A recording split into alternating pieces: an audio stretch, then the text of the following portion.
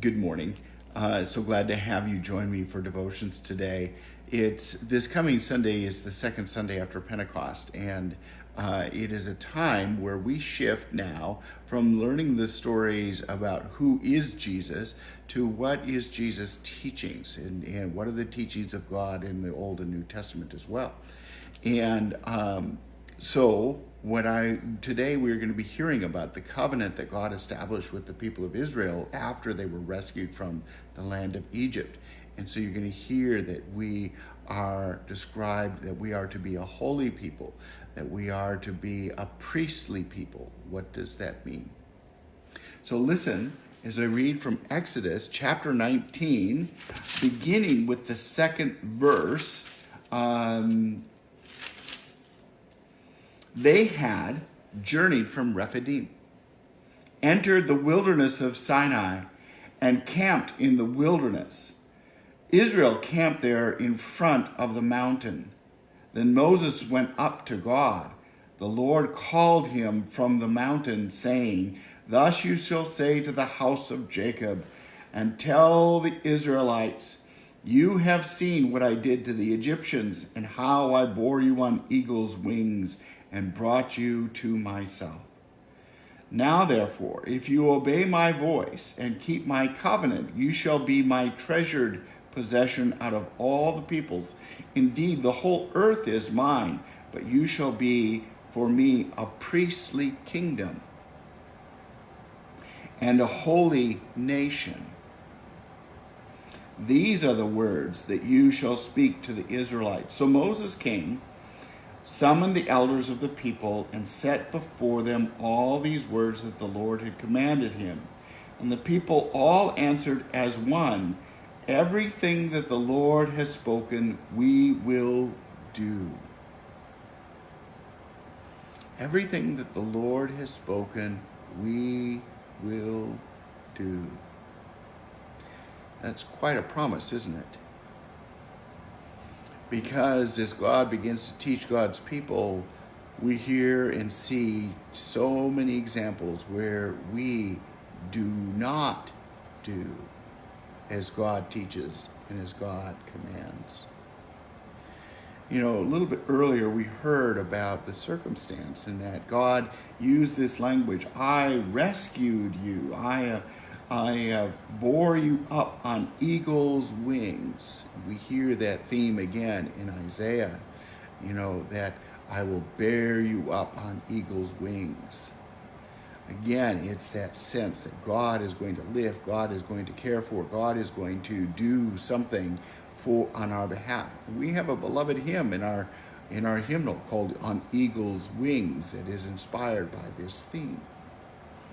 So God is already choosing to act and to fulfill the promises that God is doing. So now a covenant is a two-way street. It's not just God acting and then we receive, but we are called to be a holy nation, a priestly people. People who are shaped by the character and the image of God.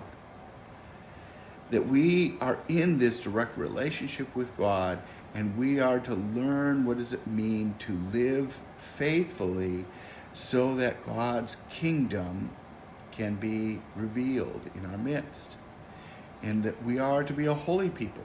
So we understand also that the nature of sin is still at work in our lives, even though we have redemption in Christ Jesus. But it is a constant work. It is a constant work to reveal the holiness and the justice of God. This is something that Martin Luther would talk about, how every day we have to die to sin and rise to the newness of life. Every day we seek God's forgiveness morning and night so that God may guide us in holiness and goodness and rightness, and that we may respond in that same way. And so what does it mean for us to be involved? Now, there are a lot of people who are out and trying to be a holy nation, and they are peacefully protesting the things that are clearly unjust. They are out and seeking goodness on behalf of people of color, of people who are black and brown, and how they, and recognizing there is a distinction between what these folks who are also created in God's image and who are also called by God, that these folks experience a different level of respect and understanding from the majority white society.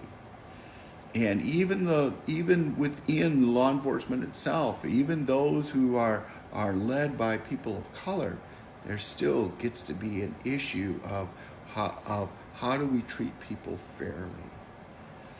So these are issues that we're struggling with, and remind us that we are not yet fully a holy nation. So how do we get there? Well, holiness, if we begin to think about it, reflects the character of God. And what is God's character? Love. God is a promise keeper. God stands for real justice, not just pretend. God seeks the goodness for all people because he said the whole earth is holy to the Lord. It is my treasure. The whole earth belongs to me, God says.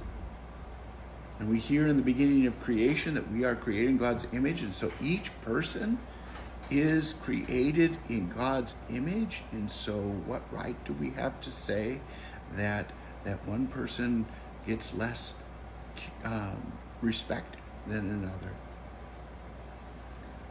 We have some soul searching to do as a people of God, so that we might model and exemplify these characteristics of God in our lives, beginning with love and compassion and care and serving the other and working for the common good, and while keeping up our character, our integrity,